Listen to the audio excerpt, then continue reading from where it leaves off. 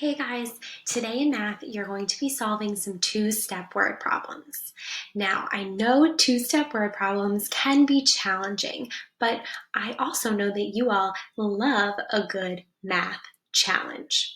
I promise, if you watch this whole video and you really take the time to visualize problems and follow these steps, you will have no problem solving the word problems today.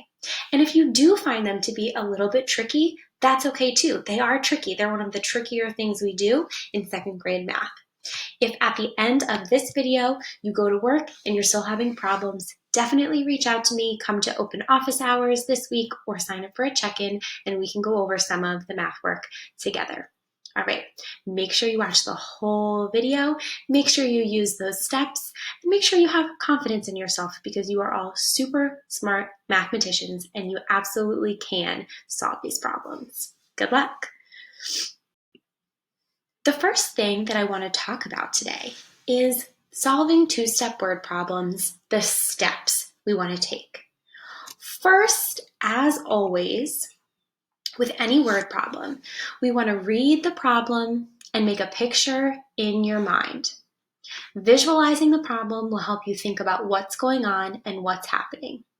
Then you should ask yourself, do you have enough information to answer the final question? If you do have enough information to answer the final question, then just go ahead and solve the problem. If you don't have enough information to answer the final question, then you know you're looking at a two-step problem. Here's how we solve. First, we want to split up our workspace. We draw that line right down the center because we know we're going to have one step, two step. That's what makes it a two-step problem. To figure out what to do for each step, we ask ourselves two questions. First, what information does the problem ask for?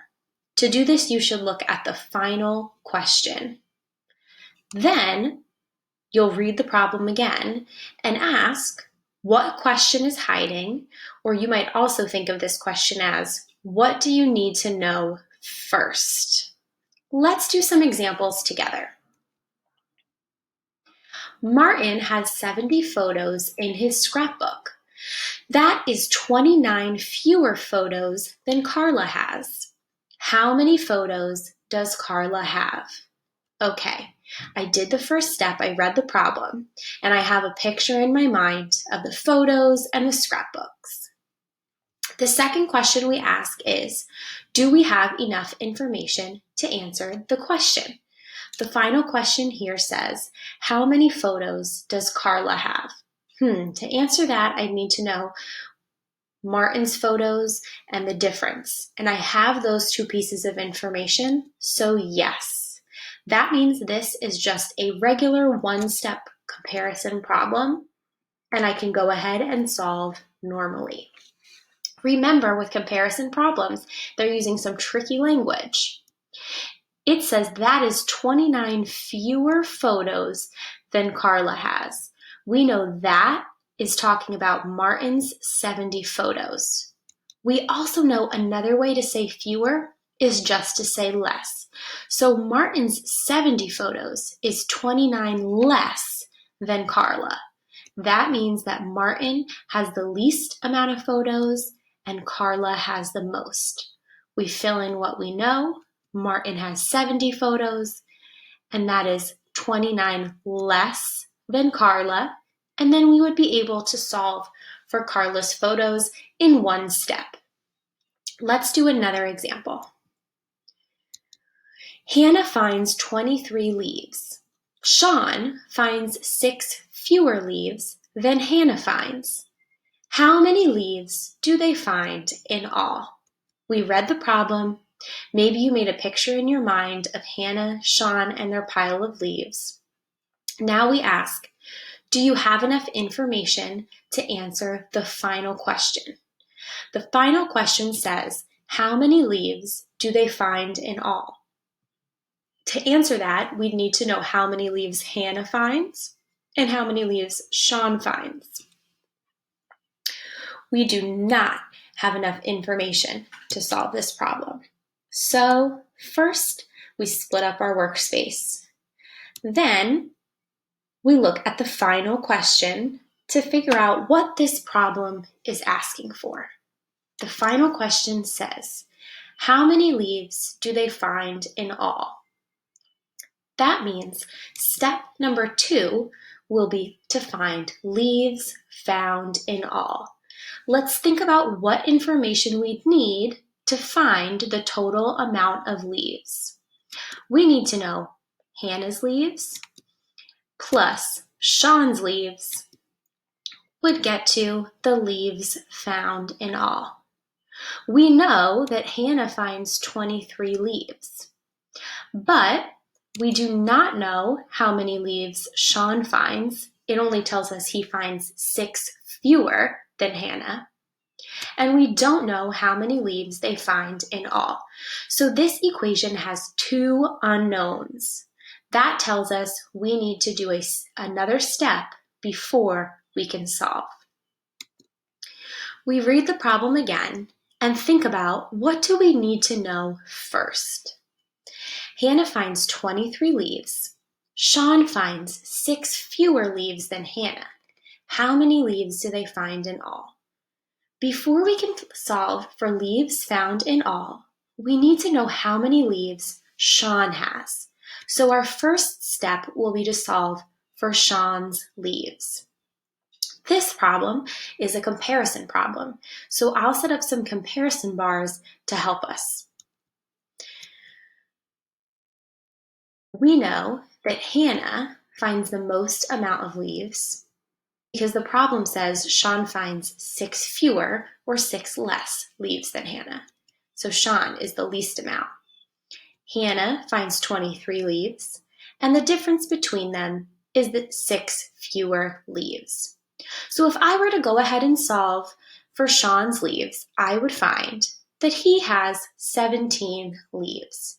Now I can move on to solve step 2 by plugging in the number I just found. So now we know Hannah's leaves, 23, plus Sean's leaves, 17. That will get us to the answer we're looking for leaves found in all. 23 plus 17 equals 40 leaves. 40 leaves would be your final answer. One thing I want to remind you, make sure you finish both steps, because 17 leaves is not the answer to this problem because it doesn't answer the question. The question asks how many leaves do they find in all, so 17 leaves would not answer that question. You have to make sure you complete both steps and solve for that final question. Let's do another example. There are 45 red apples and 24 green apples for sale at a farm stand. The farmer sells some apples. Now she has 36 apples left. How many apples does the farmer sell? I read the problem and I made a picture in my mind of the red apples, the green apples, and the farmer selling the apples. Do I have enough information to answer the final question? The final question asks, how many apples does the farmer sell? No, I do not have enough information. I have to split up my workspace. First, I want to know what information does the problem ask for by looking at that final question. The second step I need to solve here, and the final thing I want to know, is the apples sold. To figure out apples sold, I'm going to need to use total apples, subtract what gets sold, and then have what the apples are left. So this would be the situation equation that would match the second part of the problem. We know that there are 36 apples left. We don't know how many are sold, and we don't know the total number of apples. So now we need to figure out, what do we need to solve for first? Well, in order to know how many apples are sold, I have to find what the total amount of apples are. So my first step is to solve for total apples. I can find the total apples by adding the red apples plus the green apples to get total apples. I know there are 45 red apples and 24 green apples. When I add those two numbers, that gets me a total of 69 apples. So now I can take the 69 apples I found in step 1 and plug it in to my equation from step 2. 69 total apples minus the amount that is sold, the thing we don't know, leaves us with 36 apples. If you solve for the unknown here, you would get 33 apples sold. Remember, the final answer is 33 apples sold because the question asks, how many apples does the farmer sell? If these steps are confusing to you, or you're just not able to get it using this strategy, let me show you another strategy you can use. You can always get out manipulatives or draw a picture.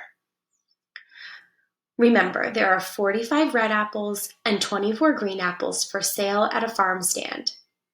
The farmer sells some apples. Now she has 36 apples left. We want to know how many apples she sells. You could draw a picture by representing 45 red apples, 10, 20, 30, 40, 45, and representing 24 green apples, 10, 20, 4. Then you also know that she has 36 apples left at the end of the day. So I went ahead and put a big box around what she has left. Everything else on my paper would be what she's sold because she only has 36 apples left. So when I count up all of the other apples that are outside the box, everything that gets sold, I find that she sold 33 apples. So that would be another way to solve and answer that same final question using a picture instead.